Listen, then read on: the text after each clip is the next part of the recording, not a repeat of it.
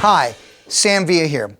Had a great question from Lindsay Hoff. How do we taper layers in medium length hair without compromising the perimeter? So it's really important. How do we not compromise the perimeter and maybe put some layers into it? Great, especially with fine hair, Lindsay, and I thank you for the question. I think a lot of times we tend to overlayer fine hair, especially in perimeter. But this technique can work with great if somebody wants, they have coarse hair, thick hair, and they want to maintain a thick perimeter. Okay, first of all, determine the part. In this particular case, it's going to be a left side part. Once you have that part determined, I want you to separate front to back. So we separate front to back. Now here's the issue. The issue is there's a lot less hair in the front than there is in the back. And the reason being, obviously, is because of the hairline. The height of the hairline, and it's lower back here. You're always going to have more hair in the back. So where we really need to protect is the front.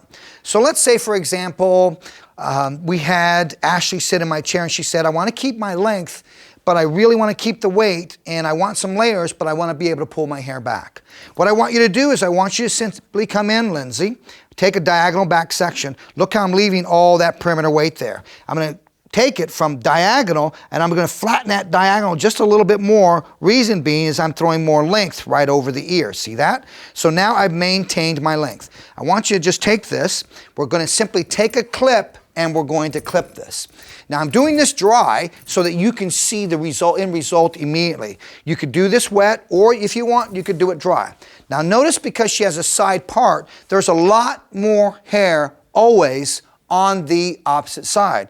So I think we need to kind of wonder, okay, well, the density on both sides is critical. So remember, she wants to pull this back. This is great for a girl that works as a waitress, a girl that works out, but they want some volume, they want some movement in their hair. So I'm going to come through, look where I'm coming right back up to where we took it. And you can see this from the top view. Take a look at that top view, and I'm coming through, and I take that back. Now notice I put that same amount of weight right into this area. Then what happens is you're going to see that there's air right through here when you look through this. So it's important that when you see this, I want you to fill the gaps. So sometimes you've got to fill the gaps in terms of where you have less hair. Going to fill the gap a little bit more, point your finger to that, and now once again, just fill in that gap right there. That's great. So now you can basically see by doing that, understanding that, you might have a little bit more hair here and less hair here. Remember, it's important you communicate to the client and understand you have more hair on your right side because you choose to part your hair on the left side. That's critical, my friends. Now let's go to the back area. What do we do in the back area?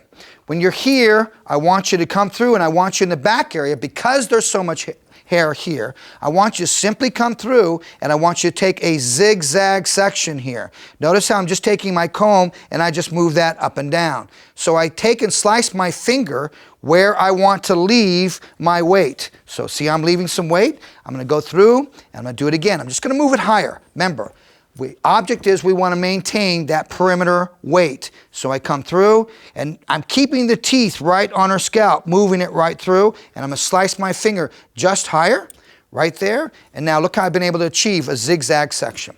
This is the area I'm going to layer. And you can see I've left the weight, left the weight, left the weight. So now let's take a clip. Once again, we're going to clip this back area. So we take that, and I want you to clip it with the legs going up. Now we're going to go and we're going to take a look on this side, repeating the same procedure. Sam, yes. Why a zigzag section? If I take a solid section, and you see the solid section, what's going to happen is you're going to probably have a cap type of cut taking place, especially if it's thick hair. If it's blonde hair, please make sure you take a zigzag section. So now I'm going to come through, comb the hair back in order to create the zigzag. When you want a zigzag section, when you comb the hair back, look at the angle of the hair, the grain of the hair. I want you to place your comb the opposite.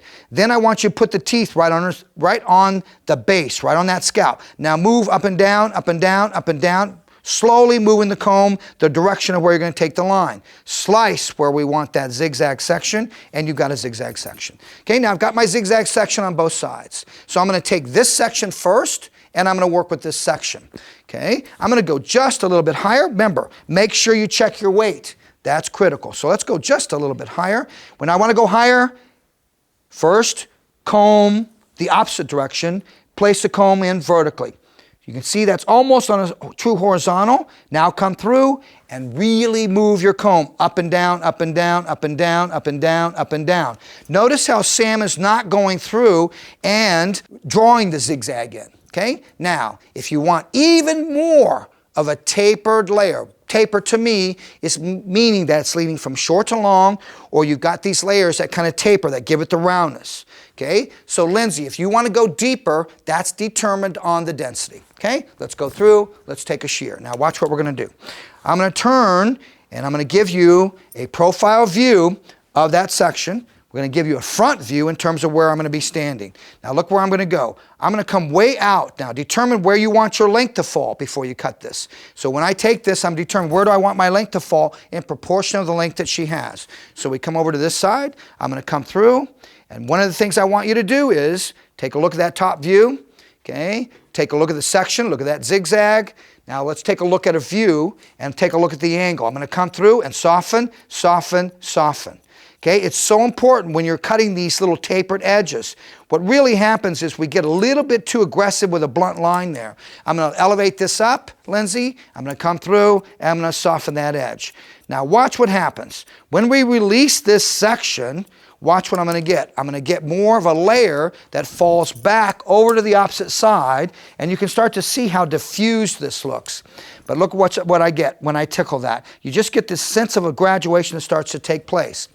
Where you choose to taper your layers, where you choose to taper the layers is based upon how short you take that. So Lindsay, that's a creative choice in terms of the degree of shortness that you create. I find this great technique in terms of going through and working with a section. Maybe in the past you followed me and you said, Sam, this seems like it kind of ties in with an umbrella. An umbrella was a circular section. Remember, I'm working with the front and the back, but more in a zigzag kind of way, but it's not a circular section. Taking some of what I previously cut in the crown area, that becomes my guide, laying that down once again, all the way through. Take a look at a top view of the over direction. Take a look at the view of my sectioning. Now let's come over to this side and let's take a look at, here's my guide, there's my guide, place it so you can see it, coming back through and going in right to that guide.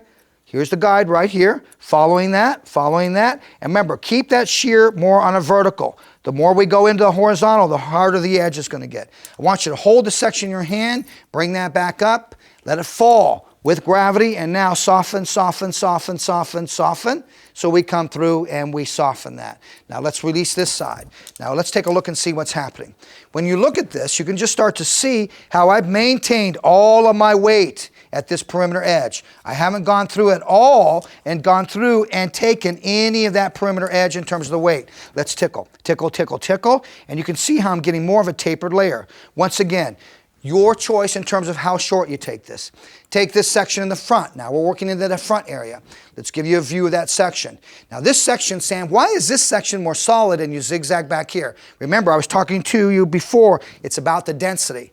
I have less hair in the front, so I want a little bit more of a solid section to fall here. So I get a really nice kind of, the weight, you can see the weight, okay? But not so hard that the line is hard. Notice why I'm going in. That's why you soften. You just really soften vertically with a shear, come back through. Now watch what's going to happen.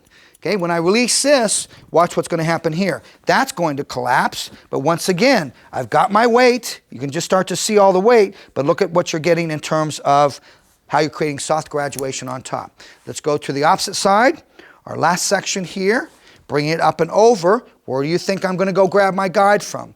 My guide comes from right up on top, what I just created, what I just cut. Place that into my hand. Let's give you another view of the section itself. Let's take a look and see where that guide's at. There it is there, and now cut to that guide. Lindsay, once again, just a great way to go in and taper this in terms of creating layers without going in and cutting the length. Let me give you an example. If you have a one-length bob and you want to go in, you want to maintain the edge of the one-length bob, the perimeter edge of that. What's really important, you don't want to compromise the perimeter. So I want you to start thinking about detaching. What you're doing is you're actually detaching the top areas of that, so you maintain your length. Imagine that, a one-length bob where you maintain that and you're not going in and compromising that in terms of going in and you're maintaining the perimeter edge. Now watch what happens. When we go through, we touch, we tickle, we start to move the hair. You just start to see a sense of graduation, a sense of layers, but once again, we've been able to go in and maintain our perimeter edge. Once again, we're here for you, Lindsay, and for all my friends out there. It's not about us at Sam Villa, it's about you, helping you to grow your business behind the chair, and not only that, stand behind the chair with a sense of enthusiasm. Thanks for watching.